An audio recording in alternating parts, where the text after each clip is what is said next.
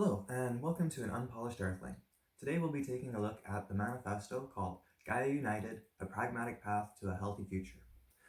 The idea of Gaia United is to provide a new way for humanity to operate on the planet, for us to cooperate together and ensure the preservation of our biosphere, whilst giving us the most individual freedom possible. This is a very ambitious task, and I'm doing my best to back it up with logic, reason, and resources wherever possible. Obviously, I'm a little nervous because it is such a large and idealistic idea. I dare say I'm a futurist. I should get that out of the way. This is not something that we could do tomorrow. This is something that I think humanity will evolve towards in the future, and I think that the more of us who think about these ideas and are aware of them, and the more we spread them, the sooner that future will get here. One more clarification. My pen name is Gaian Povu, which means earthly people. And the idea is that if this system does become successful, everyone would be able to participate in changing it and making it better.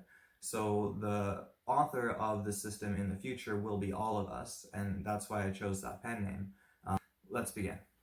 Now, due to the course of history, we are all faced with a major crisis. The impending devastation of our biosphere, along with its symptom of dramatic climate change. As the current global socio-economic trend continues, the majority of humanity will be left behind in obsolete infrastructure as the wealthiest few move into a few new high-tech eco-cities. This will put considerable pressure on the masses to establish a new way of life, a new social and economic order. The longer it takes for that order to be established, the further most of humanity will slip into unfavorable conditions.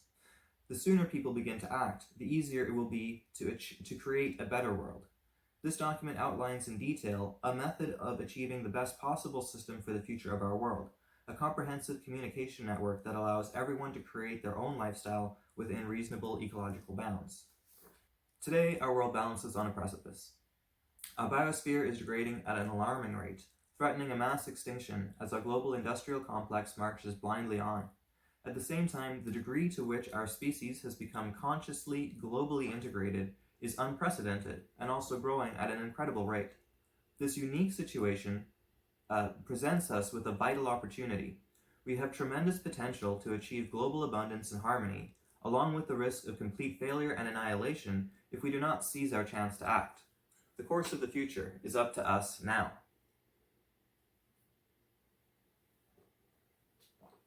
Many people live in fear and disbelief. Used to being told what to do and being told to do very little, they take comfort in the belief that everything will just work out and they can stay sheltered in their homes and fairly monotonous lives. There are others who actively observe the world and notice trends, patterns, and thresholds. These people notice rapid deforestation, species extinction, ocean, air, and soil pollution, disparity, starvation, disease epidemics, war, and exploitation. They see that if things don't change dramatically, the future will not be bright. The debate about what to do, and whether or not there even is a problem, has been raging for over 100 years, yet attractive, practical solutions are rare. Those that are to be found seem, to me at least, incomplete, usually missing a realistic trigger. And to be fair, I'm sure I'll get a lot of that criticism on my ideas as well. In light of our situation, I have taken it upon myself to develop a pragmatic solution to creating a healthy world. I do not believe that I know best, or that only I could do it, but so long as a good enough solution does not exist, and since I have the ability to work on one, I feel it's my duty to do so. If someone else comes up with a better idea sooner, I would be overjoyed.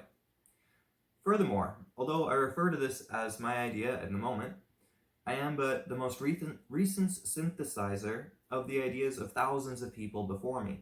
I believe that anyone could come up with the same idea if they do the research and reflection required.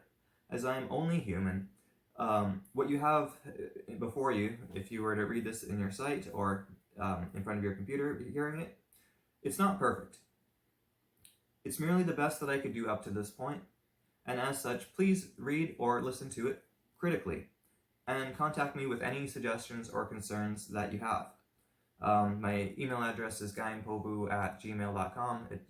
I would like you to contact me because if we all work on this together, the result will be much better than if any of us try to do it alone. And it'd be nice to work with other people on these ideas. For ease of reading, I should point out a few things. When I write we or our, I mean those of us who wish to see a healthy future, and those of us who share a common fate by being bound to this planet. There are also a few superscripts in this document. Bracketed ones refer to resources and references found in the reference section of the manifesto. The unbracketed refer to footnotes at the bottom of each page. I'll do my best to put up the resources as we go through it, and I'll read the footnotes when they pop up as we go along. Now, I wish you all the best in all of your endeavors, and thank you for paying attention to this call to action. All right. Yeah, table of contents. So you get an idea of what we're going to go through with all of this. There's the, I'll put a little one up on the screen here. There's preference, table of contents, forward, and introduction. Then part 1 is the what, and that includes the vision and example along with the assumptions that I'm making. And part 2 is the how. So starting with the Stepping Stone website, promoting the idea, then building the website that I could actually manage it. Then I call the next 2 pieces the carrot and the stick. That's in terms of how do we encourage people to consider these ideas. We can show them what happens if they don't change, and we can also show them what they get if we do change. So 2 different sides there. Then we get to a conclusion followed by frequently asked questions, and then an addendum. I just throw a couple of my kind of tangential thoughts out there. So talking about PRT systems, which is personal rapid transit, and I don't think enough people have heard of that, so I'd like to discuss it. And then European bio-oil. There are many examples of best intentions gone awry, and I just picking this one out of the many to show what happens when we use our current socio-economic systems to try to solve our environmental problems when they weren't designed to do that. And so although we try to do things with good intentions, they can backfire. And then my own thoughts on Marx. In the internet today, there's all sorts of memes and political argument groups, and I think that the way people think of Marx, at least in the cultures that I've been exposed to, it seems to be very similarly related to communism, and I think that people miss the core ideas he was talking about before Lenin moved on with it, before Stalin became a thing, before it became communism, when it was actually Marxism.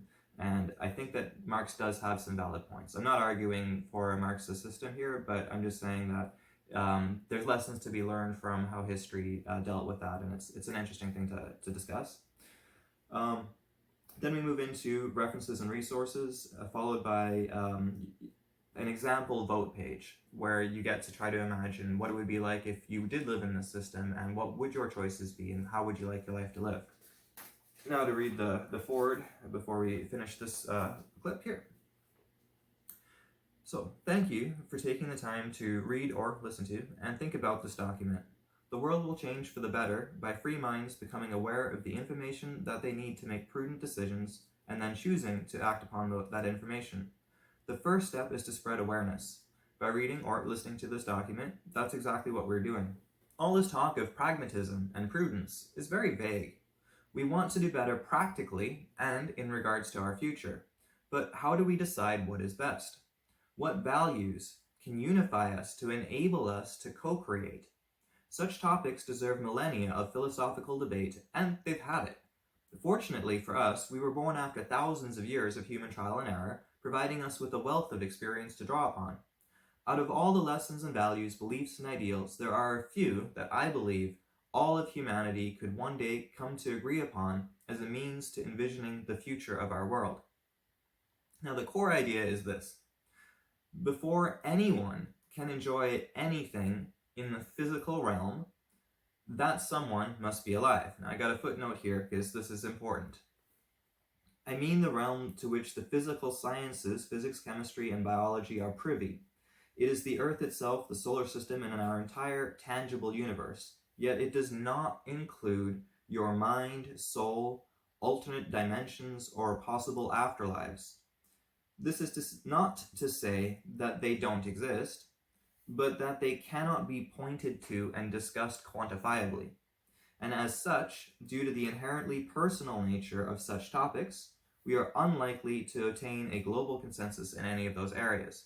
So in none of the system that I'm talking about does it tell people what to believe or what happens after you die. That's just not a part of this. This is about living with the physical reality we're in. How do we manage with the sunlight and the earth, making sure we have food and looking after our ecosystem. So this is not a spiritual concept that I'm working with. Now, therefore, jumping back in here. So before anyone can enjoy anything in the physical realm, that someone must be alive, right? Therefore, since the biosphere's integrity is essential to supporting life on Earth, the prime motive of society should be to ensure the health of the biosphere over and above the freedoms of its individuals. Now, another footnote here, society. I mean any organization of human beings which may exist after any one of its members has been removed by being able to incorporate new members and thus live on. So in other words, people die and we have children.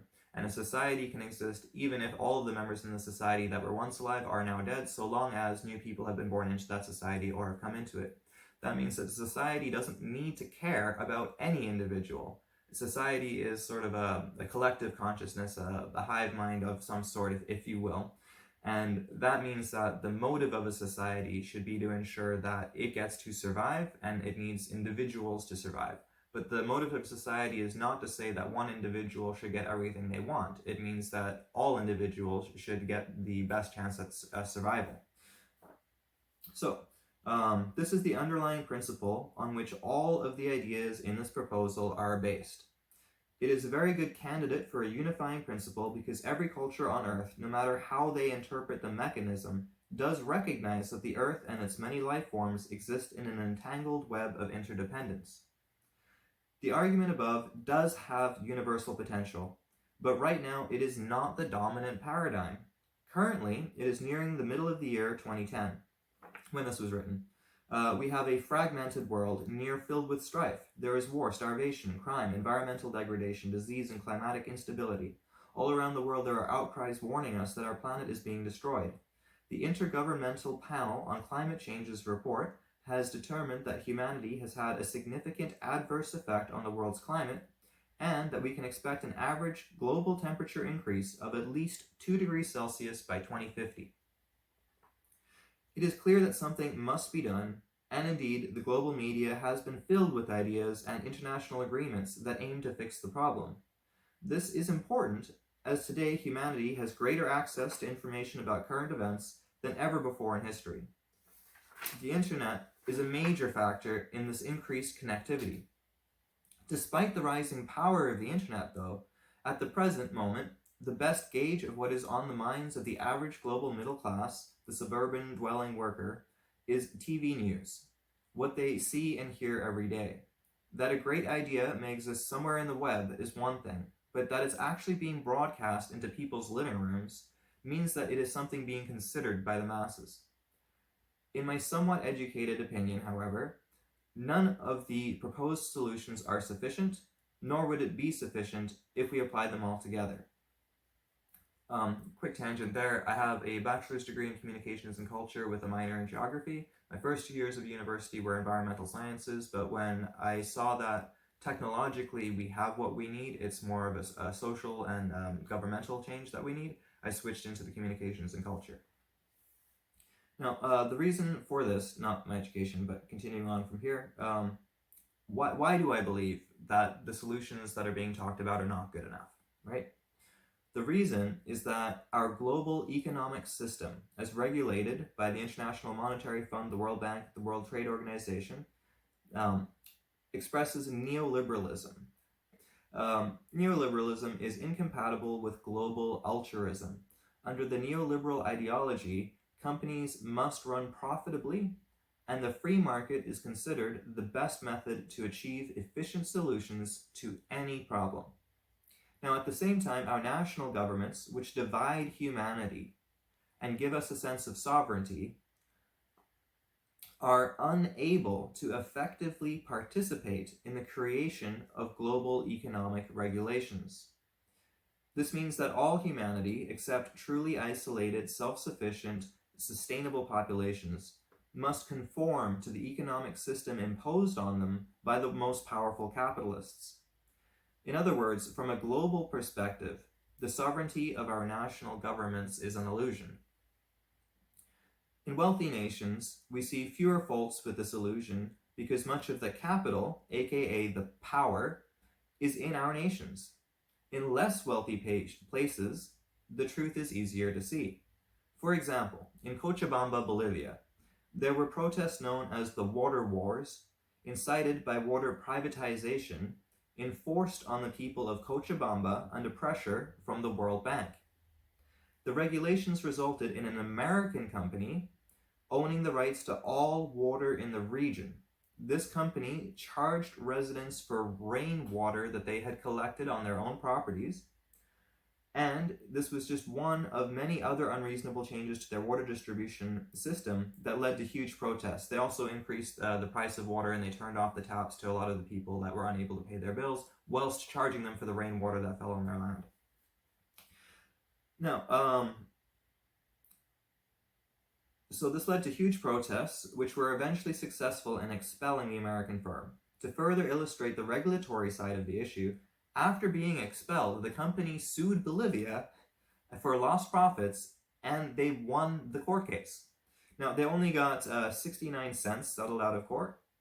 They settled, not settled out of court, they settled through court, but there was massive public outrage, so they only took 69 cents for their case. But technically, they were in their legal right to do everything that they were doing, and that's what I mean is the people who lived in Cochabamba could do nothing with their own government to prevent this from happening because of power coming at them from the World Bank and from other companies around the world.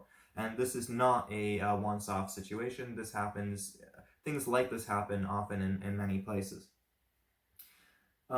Without getting too sidetracked going on down those though, let's continue. With humanity divided up into many nations working under one economic paradigm and faced with the problems that face us now, impending catastrophic environmental degradation, we must realize that we are unable to solve the problem. Not because the problem is unsolvable, but because the problem is about the health of our biosphere, a system of organisms that for the most part no one owns. If you don't own it, but you spend money to fix it, then how do you make profit off of it? You can make a profit off of talking about it, because publicity can fuel advertisements for profitable products. But in terms of actually fixing the problem, you would have to spend money on something that benefits everyone. You would get back your investment multiplied by the natural growth of nature, which could be quite substantial. For example, if you put some effort into rehabilitating a rainforest, that rainforest can produce a lot of things of value. So you do get a return on investment. But then you got to divide that gain by about 7 billion people, because everyone gets the benefit of the increased oxygen, like the fresh air and all that stuff. So your prime motive is profit. And as it must be in our current economic paradigm, sorry, let me rephrase that. If your prime motive is profit, which it must be in the current economic paradigm, then saving the world just isn't a lucrative investment. As many people I have met have pointed out, in this system, we will not act until it's too late. Not until the destruction of the world is imminent will there be enough incentive to protect its future to actually make sufficient change in the present. Though rare, talks of real targets and of actually achieving something sustainable is not completely silent. In the mainstream, there is the fabled city of Dongtan near Shanghai in the People's Republic of China, which the Chinese claim will be the world's first true eco-city. And this is a wonderful idea, and hopefully the rest of the world will follow the example. Nevertheless, in the few years since the plans were announced, I have seen very little in regard to the implementation. Now, this is not to say that the city won't be built, but merely that I won't be holding my breath for it. Brief tangent, in one of my earlier videos, I did look into this more, and I found articles that both said the city had been built and is doing great, as well as articles that said it never got built. So it's very difficult to find accurate information about Dongtan at the moment. I do know that the idea for it was a good idea, and the plan made sense. I just don't know about how it was, how far it's come along, and if it's being successful. Now, another great idea, although a little less mainstream, is Jacques Fresco's socio-cyberneering. It is an advanced method of applying computers, robotics, and science in general to achieving progressive, ecologically sustainable cities designed for a vast array of climates, topographies, and populations. It cannot be stressed enough how important it is that you, the reader, listener, viewer, look up Jacques' work. Unfortunately, Jacques has passed away recently. His work is still available through the Venus Project, and I believe it's Roxanne Meadows is in charge of it now, and it's got a lot of great information, especially when you realize how old some of the information is, and yet it still looks revolutionary and almost science fiction-like. And that'll give you a glimpse into how little we've actually applied the technologies that we've gained over the last few years. Tangenting here. Sorry. Now, if you do not, then many of the claims made in this document will seem unreasonable or even impossible, in that well, let me continue. It's not surprising then that Jacques' ideas, which are mostly over 35 years old, are considered too futuristic in much of the Western world. At the University of Calgary, one professor asked the board of directors if he could bring Jacques to the university, and he was refused on the grounds that Jacques' ideas were too far out there and too futuristic. And again, this is like 35 years after he's first talking about it. This is a new science, socio-cyberneering. My guest is an extraordinary Miamian, Dr. Jacques Fresco. I could go through all the things that Dr. Fresco has done. He's a social engineer, industrial engineer, designer, inventor, consultant, was a consultant for Rotorcraft Helicopter, director of Scientific Research Laboratories, Los Angeles, designed and copyrighted various items, ranging from drafting instruments to X-ray units, has had works published in the Architectural Record, Popular Mechanics, Saturday Review, and has been a technical and psychological consultant to the motion picture industry, member of the Air Force Design Development Unit at Wright Field, developed the electrostatic anti-icing systems, designed prefabricated aluminum houses. What does it say in your driver's license? What is the occupation? Industrial designer. Jacques, you... Social engineer. Does it bug you that people, when they talk about Jacques Fresco in Miami, say that he's someone who's too far ahead of his time? His thinking is... We're not ready for advanced kind of thinking, of that type. Does it bug you? I imagine every creative person in every field encounters that sort of problem. No, it doesn't. I can't afford it. There's too many things that are important. A lot of what I'm saying is possible is based on information that I've gotten from people like Jacques, but since that information is not mainstream publicly acceptable, it may seem far-fetched, and that's why I want people to do the research and look at this stuff to see that it's not that crazy. And you'll actually find that a lot of his ideas today are considered groundbreaking new achievements. Sorry for all of the tangents, but for example, at MIT, they recently made an airplane that flies with no moving parts that says it has ion propulsion. There are a few different forms of ion propulsion. Some are used in satellites. That's not what we're talking about here. The ion propulsion that he's talking about at MIT is to simply charge the basically dust in the air, charge air particles, and then accelerate them with an opposite charge to provide a little bit of thrust. Now, in his work from decades ago, Jacques was already talking about that kind of technology and its potential for making vertical takeoff and liftoff aircraft, and he was advancing it by talking about how you could not just move the air linearly, but twist it into vortexes to be able to get more thrust out of it. So again, his work at the time seems unbelievable, and yet today we are, like Nikola Tesla, we are realizing that he's actually not that crazy. Moving on here, it may strike some of you as odd that Jacques' work is not more widely known, because it's amazing. Like, why aren't we all talking about this? His work is stupendous. The main reason that it is not being widely considered is that it is incompatible with our current economic system. If it be the case that current cities cannot be altered sufficiently to achieve a state of ecological sustainability, then we must seriously consider building new cities that can. If we need a new economy before we can build these cities, then we're going to have to reach a new global economic paradigm. Now, that point I'm making there is something that is really important to my whole argument. We get into it in a lot more detail later, But the basic premise is I do not believe that the green products we have on the market, the retrofits that are available to us, making your windows double paned and all the efficiency gains, even electric cars and all that stuff, I don't believe it'll get us close enough to what sustainability means for us to be successful. I believe that we're going to waste all of our time and energy making profit for companies whilst we fail, and I believe that people in charge know about this. They know we're going to fail. And that said, I don't believe that they can conceive of another way for us to succeed because of this problem of building cities. And so decades ago, like in 1970, people knew that we could build sustainable high-tech eco-cities and they could be awesome. But the challenge of transforming a modern city to something like that, it can't be done through retrofit, which means you have to abandon that city you're in and build a new city from scratch. And if you put your house up for sale, but no one wants to buy your house because everyone in the city wants to leave, where do you get the money to move into the new city when you realize now all of your assets are worthless, right?